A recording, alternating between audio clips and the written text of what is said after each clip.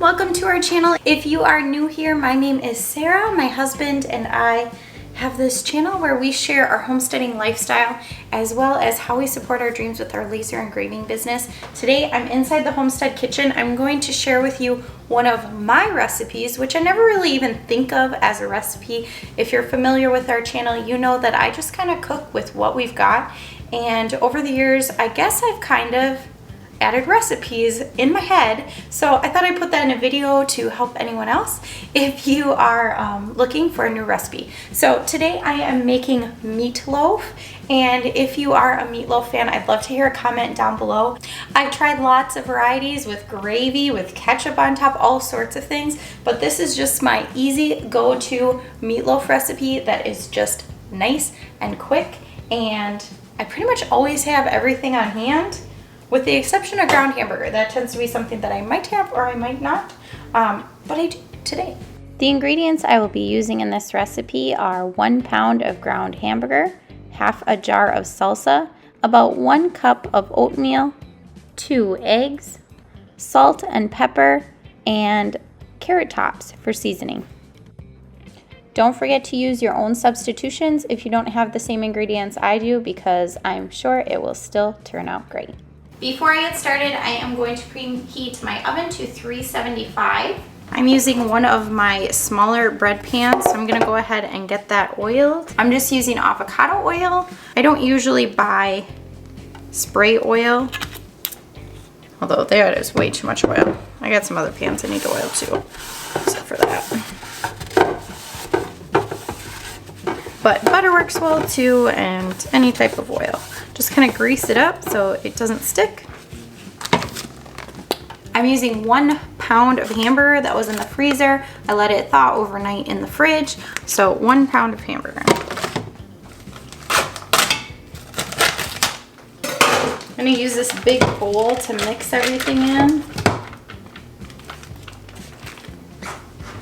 If you want to make this recipe at home and you don't have ground hamburger, you can use ground turkey or any ground meat works great. I'm going to add 2 eggs. I have made this without eggs, it just doesn't hold up quite as well.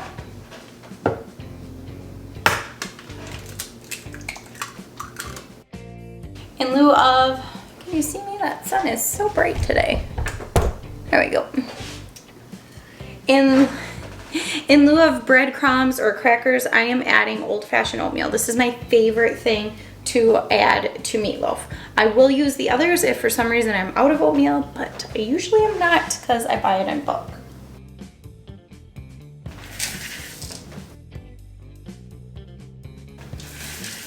I'm adding probably a good cup of oatmeal. I don't measure. So again, if you don't have oatmeal, use breadcrumbs, use bread. Sometimes when I'm making meatballs, I will actually take my bread, get it wet, and then squeeze out the water so that I can crunch it up really fine, and it works great for that. So I'm sure it would work great in this as well. Whenever cooking, I just think it's really important to not let a missing ingredient keep you from making something. This is the base of my meatloaf. That's it. Pretty easy. Now I just need to add the flavor. Now I've done this many ways over the years, mainly by what I've got laying around. If I have veggies that need to get used up, onions, peppers, tomatoes, they are perfect to add in here. I've added jarred tomatoes before. I've added spaghetti sauce before. But my favorite thing to add to my meatloaf is salsa. I think shortly after Matt and I got married, I made meatloaf and I didn't have any veggies or anything, and so I added salsa, and it was delicious, and that's how I've pretty much made it ever since. This is salsa we made this fall with goodies from our garden, and hopefully I get all the salsa used up before it's time to make another batch. I'm gonna use about half a jar in a pound here. Ooh, this is a chunky one. Nope, or a little more.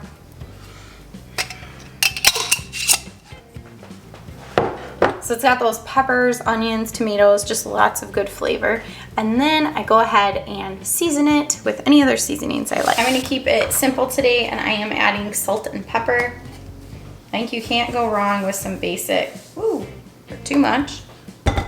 Take some of that excess out of there.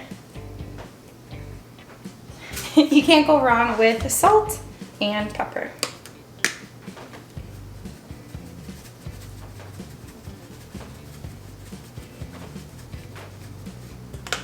Another thing I'm adding that's completely unnecessary today is carrot tops. This year was the first year I've ever saved carrot tops, and I save them more as a parsley substitute.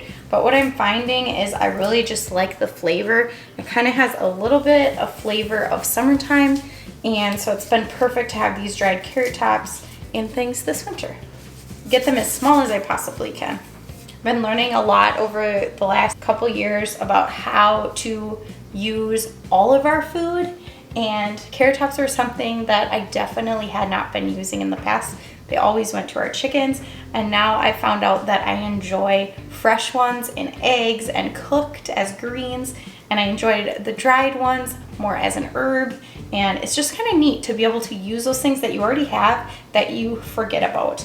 And not to mention, it's also a money saver not to be buying all those other things too. Although I think I am going to plant parsley in my garden this year. I'm gonna get this mixed up.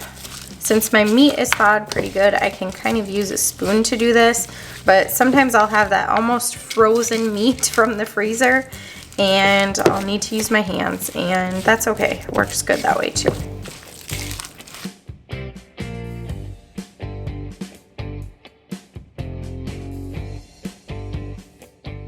Now that I've got my meat all mixed up really well, I'm going to put it in my pan and get it in the oven. As soon as the oven is preheated, I am going to bake it for about 1 hour.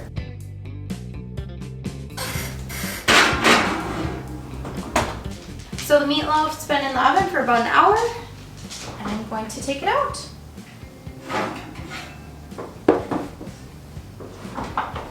Whenever I'm checking hamburger, I usually check it just with a fork or knife and make sure it's not red or pink inside, but since I put tomatoes in here, there might be a little extra pink or red, so I am going to use our meat thermometer and just make sure it's at least 160 degrees in the middle, and it is more than 160 degrees Fahrenheit in the middle, so it is done and it is ready for supper. If you like this video, be sure to give it a thumbs up, and if you haven't already, subscribe down below. Glad you got to see me again. Bye!